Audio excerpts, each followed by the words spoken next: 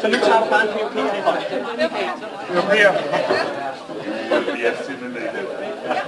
PvP'erne er sådan. Kom.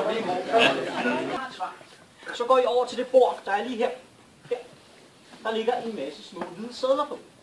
Den er jo lukket ud i forhold til den. Eller jeg har helt galt på den. Det er fin mening. Nej, vi har aldrig nogensinde brugt det. Der er en 20'er der, der er også en 10'er der.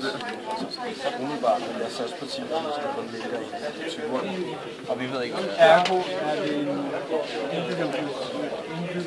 Altså, lige med. Det er jo altid.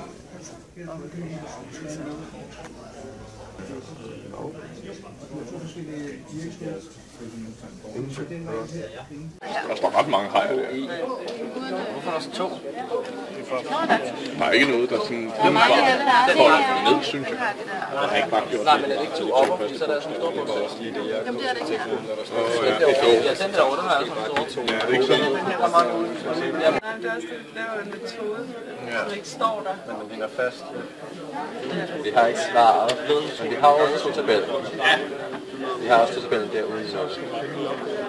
Men der ligger 2 til, før den gør noget sådan lidt. Det kommer man ud af sådan vej. Så det der skumlesmil, han lavede. Med den ene segmenttegn. Jeg spiser det der.